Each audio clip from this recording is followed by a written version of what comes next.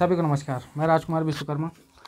आपने देखा होगा कि खदान की अगर जब हम बात करते हैं खास तौर पर यूजी माइंस की, यूजी माइंस यानी कि एससीएल क्षेत्रों में आप देख रहे होंगे कि अंडरग्राउंड जो है तो काम करने वाले कामगार जो जाते हैं, ठेका मजदूर खास तौर पर, और चाहे फिर वो श्रमिक जो कि एससीएल के प्रबंधन के तले जो है तो काम कर रहे होते हैं। तो कहीं ना कहीं पर जो है तो स्वाभाविक बात है कि मन में एक सवाल उठता है कि अगर कोई व्यक्ति अंडरग्राउंड काम करने जा रहा है तो उसकी स्थिति क्या होती होगी। क्योंकि अगर आपको किसी गुफा के अंदर घुसेड़ दिया जाए जहाँ पर व्यवस्था होती है या नहीं होती कुछ भी, और किसी तरह की कभी भी दुर्घटना अगर हो जाती है, क्योंकि इस जमुना कोतमत क्षेत्र का एक इतिहास रहा है कि जब किसी समय पर एक माइंस में ऐसी दुर्घटना हो चुकी और आसपास के कई ऐसी जगहों पर दुर्घटनाएं होती ही रहती हैं।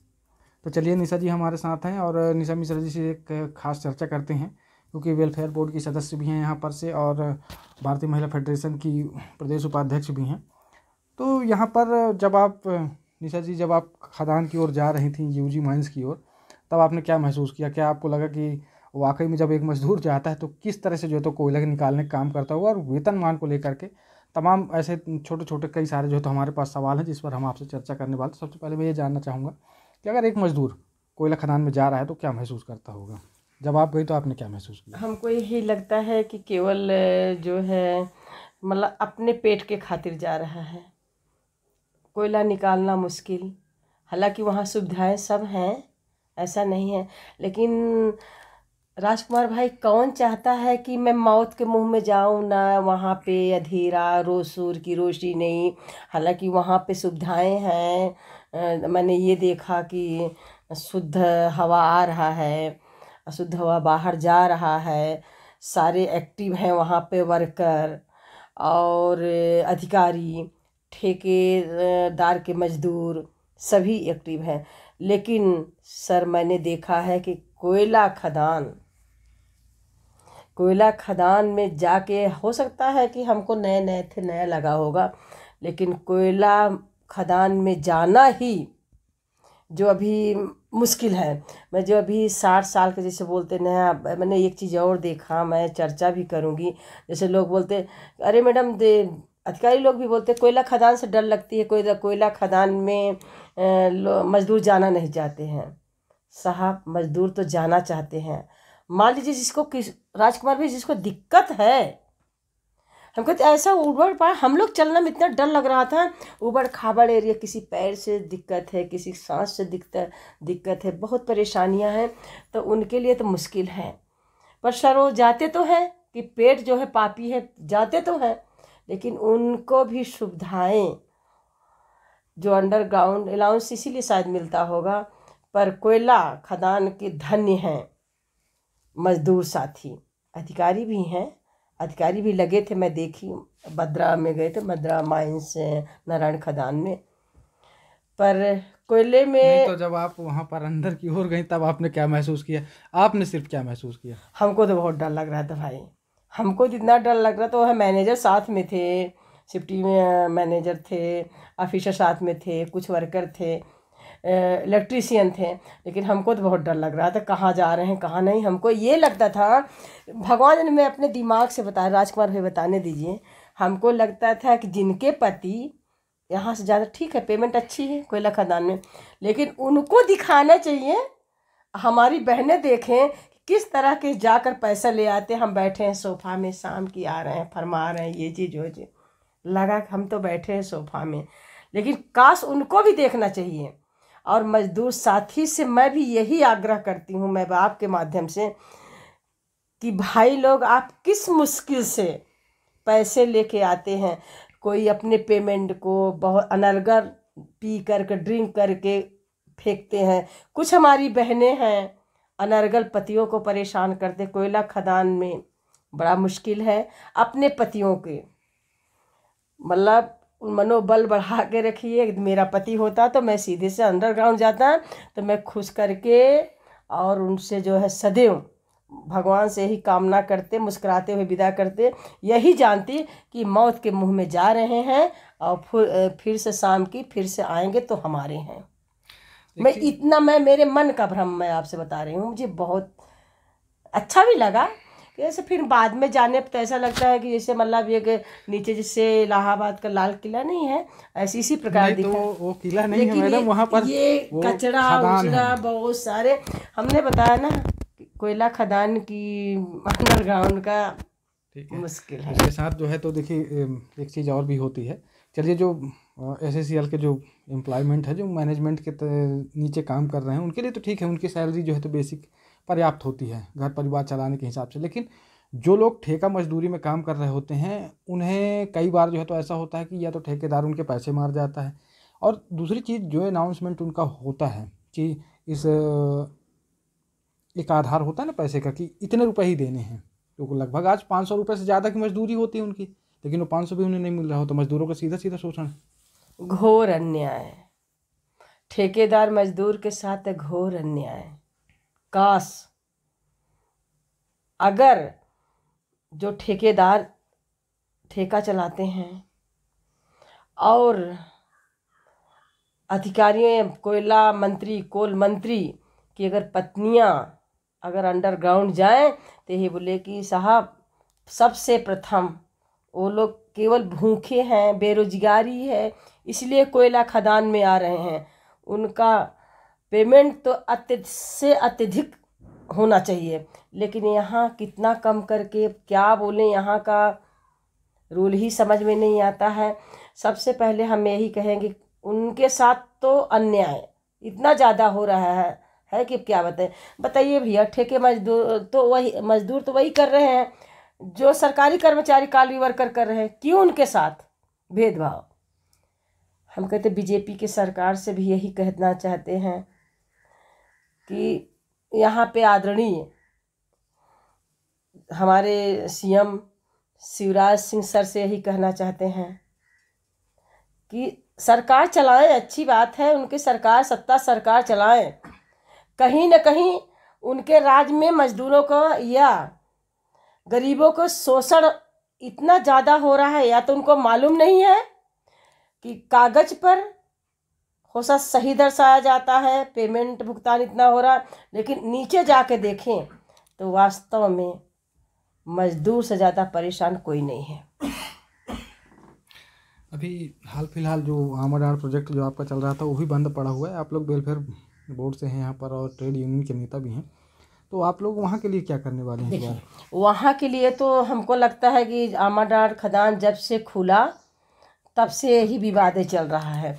हम तो बोलते हैं, हम तो GM साहब से भी बोलते हैं, सर लीगल उन लोग लीगल काम आप करिए। अब सहायता किससे मांगते हैं हम आपसे बताएं, भैया बड़े कट शब्द बोल रहे हैं, उससे मांगते जिसको चुनाव लड़ना है।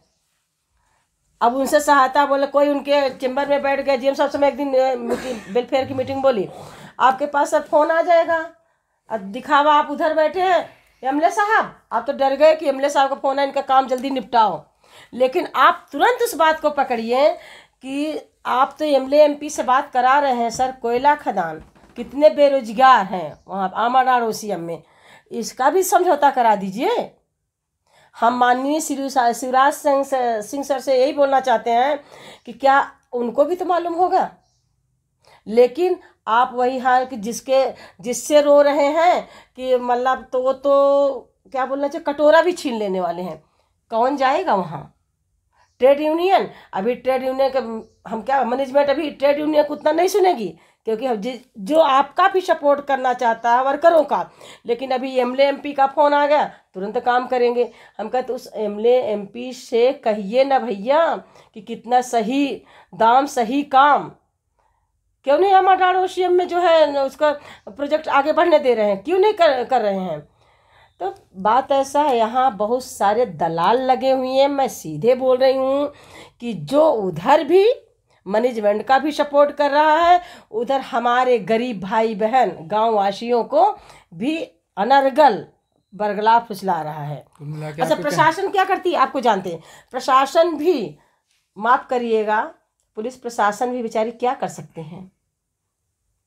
पुलिस प्रशासन जब MLA MP हम कहते हैं सारे लोग लग जाए, बीजेपी की सरकार है, क्या नहीं मालूम है सबको कि जन वहाँ का जो है OCM खदान बंद है? ज़रा सोचिए, वो लोग चाहें तो, लेकिन वो लोग भी डरते हैं कि कल को चुनाव लड़ना है, कहीं ऐसा हमको वोट ना करें। अरे भैया न्याय तो करो, पुलिस प्रशासन भी भाग रही है तो किसके डर गए? पुलिस प्रशासन भागती ना, फ्री माइंड छोड़ दीजिए उनको, फ्री काम करने दीजिए। लेकिन यहाँ तो आप तो जानते बीजेपी की सरकार है, क्या बोलें। मैं हाथ जोड़ के आपके मीडिया के माध्यम से बोल रही हूँ, आदरणीय शिवराज सिंह सर को चाहिए, अपने लोगों को, कि देखिए ना तो वर्कर के शोषण होना चाहिए, ना तो जो है गांव वासियों को कोई दिक्कत होना चाहिए, ना मैनेजमेंट कोयला खदान वाले को। आज देखिए बैठा दिए गए हैं, कोई निर्णय निकल ही नहीं रहा है। भैया किस लिए प्रशासन हो, किस लिए गद्दी पे बैठे हो? तो वहाँ की तो भगवान बचाए वहाँ की कहानी से। कोई हम बता रहे हैं, जीएम के चैम्बर में कई लोग बैठे हैं, गए तो बोले कि हाँ जीएम के दुआ सलाम हुआ इसके पहले, हाँ एमएलए साहब, जीएम साहब खुद ही सोच रहे हैं बेचारे अब क्या करें, वो भी असमर्थ होकर बैठे हुए हैं।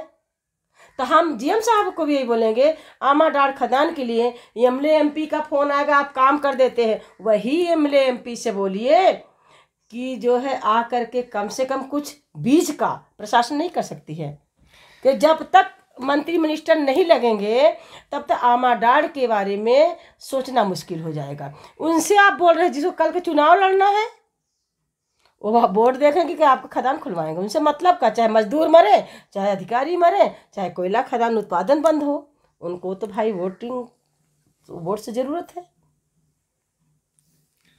चलिए ठीक है जी, बोलिए। मैं एक चीज़ और बोला, अभी मैंने एक जगह देखा, अभी याद नहीं आ रहा, गए मतलब सत्ता सरकार कोई मंत्री मिनिस्टर जा रहे हैं, तुरंत बाथरूम भी अंदर बन गया है। जाके देखो खदान में कितना बाथरूम बना हुआ है।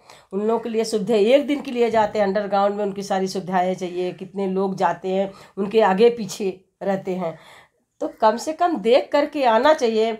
मैं खास कर कोयला मंत्री से आग्रह करती हूँ, ये जो 11वां बेज बोर्ड है ना, क्या इसमें मांग बुरा है?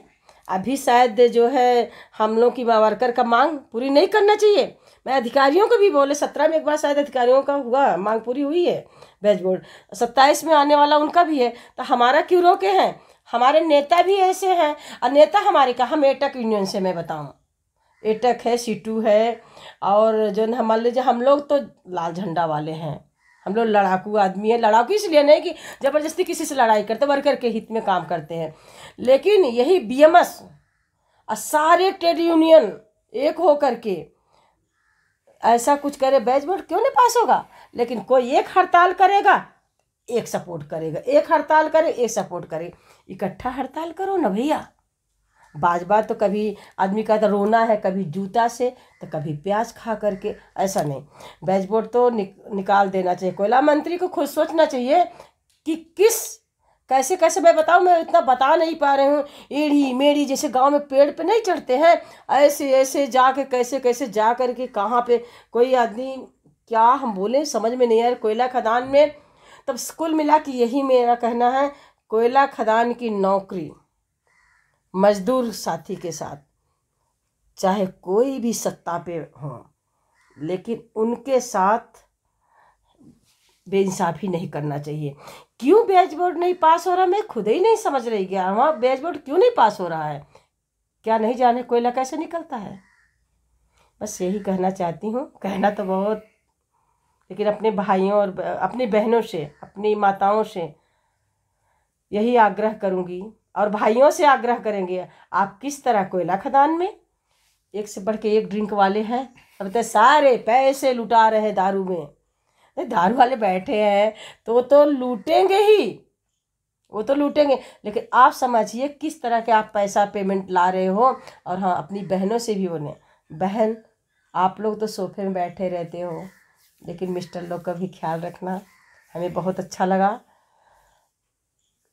कि आपने मेरी बात सुनी, आपने आए। हम मीडिया के माध्यम से ये बोल रहे हैं कि अपनी बहनों से भी कोयला खदान की नौकरी करके वेतन लाना बहुत मुश्किल है, सबकी बस की बात नहीं है।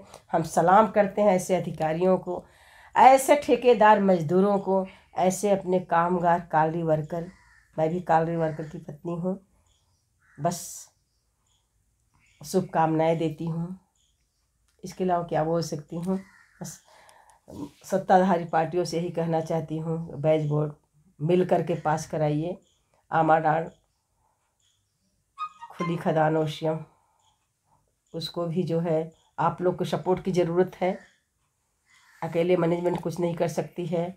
जिस तरह आप लोग काम लेकर जाते हो, अपने काम करवाते हो, एमएलए एमपी के नाम पे धौंस दिखाते हो, इसलिए एमएलए एमपी का नाम भी रोशन करो, अपनी पार्टी का नाम भी रोशन करो। बीजेपी भी सत्ता सरकार पर है, उनसे भी आग्रह है कि बेइंसाफ़ी ना हो और आमाडांड हमारा खदान खुलें, ताकि रोजगार मिले, हर का पेट पर्दा चले। बस ज़्यादा क्या बोल सकता है इसी। ठीक है, ये तो हमारी आज की छोटी सी चर्चा थी। और आपने सुना कि किस तरह जो है तो एक मजदूर कोयला खदान में अगर जाता है तो अपनी जान को जोखिम में डाल करके जाता है, किस तरह मजदूरी करता है। दूसरी तरफ जहाँ मजदूरों के शोषण की बात आती है तो मजदूरों के शोषण को लेकर के भी जो है तो कहीं ना कहीं पर बहुत चकाचौंध का एक माहौल है यहाँ पर। और चकाचौंध के साथ मैं आपको बता दूं कि हाल फिलहाल अभी हमारे आसपास के क्षेत्र में एक आमाडांड प्रोजेक्ट जो चल रहा था वो भी अभी बंद पड़ा है, जिसकी वजह से काफ़ी सारे मजदूरों को आज घर में बैठना पड़ रहा है। और इस पर ना तो प्रबंधन किसी तरह कोई एक्शन ले पा रहा है, ना ही पुलिस प्रशासन और ना ही शासन। तो मैं चाहूँगा कि क्योंकि निशा जी ने भी अभी कहा कि यहाँ पर जो है तो प्रबंधन को जो है तो खुद सोचना चाहिए, पुलिस प्रशासन समझे और इसको खास तौर पर जो जिला प्रशासन के लोग हैं और जो सरकार है उसी बात को समझना चाहिए कि अगर ऐसे मैनेजमेंट अगर बंद पड़ा रहा तो कितने दिनों तक जो है तो मजदूरी बंद रहेगी। क्योंकि एक मजदूर के लिए जो है तो मजदूरी उसके जीवन यापन का। चलिए ठीक है, तो इसी के साथ मैं भी विराम देना चाहूँगा और अगली कड़ी में हमारी मुलाकात फिर होगी कुछ ऐसी चर्चाओं के साथ। और ये था कोयले का काला सच, जहाँ पर मजदूरों के शोषण से लेकर के और कई ऐसी कहानियाँ जो है तो छिपी हुई हैं, जहाँ पर एक तरफ ये देखा जाता है कि कभी कभार जो प्रबंधन है वो भी तानाशाह होता है और कभी कभी सरकारें तानाशाह होती हैं, तो कभी कभी छोटे मोटे मजदूरों का शोषण हो रहा होता है। तो चलिए इसके साथ अगली कड़ी में हमारी मुलाकात फिर होगी। मैं राजकुमार विश्वकर्मा, धन्यवाद।